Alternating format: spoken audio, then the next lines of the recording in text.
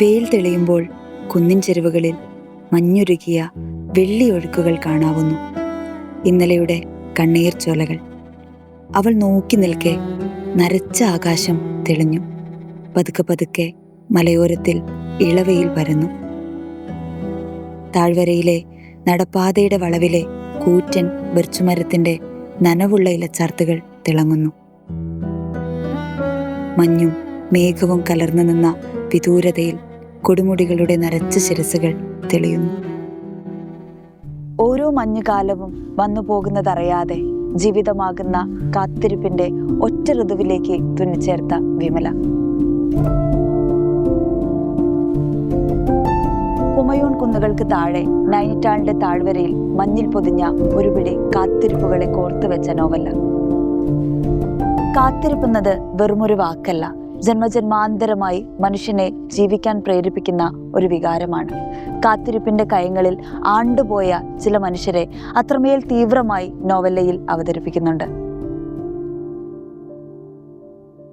നൈനിറ്റാളിന്റെ പശ്ചാത്തലത്തിൽ വിമല എന്ന കേന്ദ്ര കഥാപാത്രത്തിലൂടെയാണ് മഞ്ഞ് സഞ്ചരിക്കുന്നത്. വിമല മാത്രമല്ല, മറ്റനേകം കഥാപാത്രങ്ങളും മഞ്ഞിലുണ്ട്. വിമല എന്ന പോലെ അനേകം മനുഷ്യരുടെ കാത്തിരിപ്പിന്റെ കഥ കൂടെയാണ് മഞ്ഞ്. 9 വർഷക്കാലമായി മടങ്ങിയെത്താത്ത സുധീർ കുമാർ മിശ്രയ്ക്ക് വേണ്ടി കാത്തിരിക്കുകയാണ് വിമല. വിമല എന്ന പോലെ തന്നെ കഥയില് കാത്തിരിക്കുന്ന മറ്റൊരു കഥാപാത്രമാണ് ബുദ്ധു.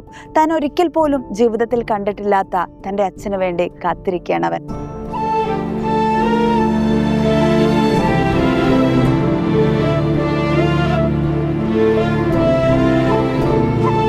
അതേപോലെ നിഷേധിക്കപ്പെടുമെന്ന് ഉറപ്പുണ്ടായിരുന്നിട്ടും സ്നേഹത്തിനു വേണ്ടി കാത്തിരിക്കുന്ന സർദാർജിയും മഞ്ഞിലെ മറ്റൊരു പ്രധാനപ്പെട്ട കഥാപാത്രമാണ്.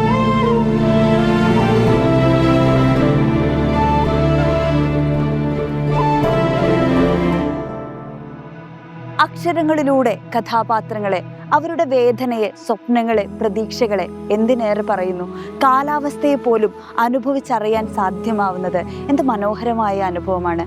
അത്തരത്തിലുള്ള അനുഭൂതി വായനക്കാരനെ സമ്മാനിക്കണമെങ്കിൽ അതൊരു അസാധാരണക്കാരനായ എഴുത്തുകാരനെ കൊണ്ട് മാത്രമേ സാധിക്കുകയുള്ളൂ.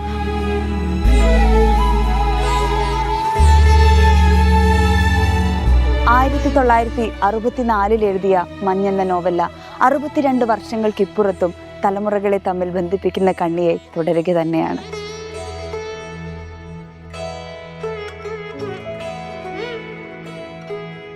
എനിക്ക് നിങ്ങളെ ഇഷ്ടമാണ്.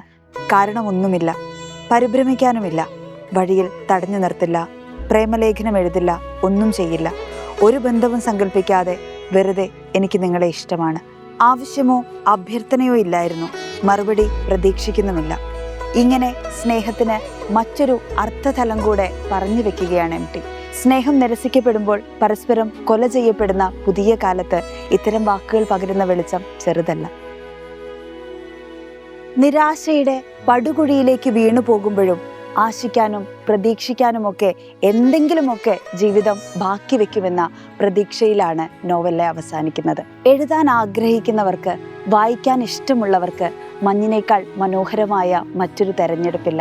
തീർച്ചയായും വായിച്ച് അനുഭവിക്കേണ്ട പുസ്തകങ്ങളിൽ ഒന്ന് തന്നെയാണ് മഞ്ഞ്.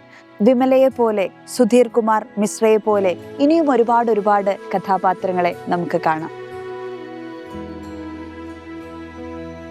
ഒരു വ്യക്തിയെ പറ്റി പറയുമ്പോൾ അയാൾ ദുഃഖിക്കുന്നു, അയാൾ തീവ്രമായി ദുഃഖിക്കുന്നു എന്ന് പറയുന്നതിനേക്കാളും ആ ദുഃഖം അയാളുടെ ഉള്ളിലേക്ക് കടന്നിട്ട് നമ്മളൊന്ന് കാണാൻ ശ്രമിച്ചാൽ ഒരു വ്യത്യാസം ഉണ്ടാവും എന്നുള്ളൊരു തോന്നലാണ്. ഇപ്പോൾ ഈ നമ്മൾ മനുഷ്യനെ ശരിക്കും മനസ്സിലാക്കണം എന്നുണ്ടെങ്കിൽ അയാളുടെ ആന്തര വ്യാപാരങ്ങൾ മനസ്സിലാക്കണം.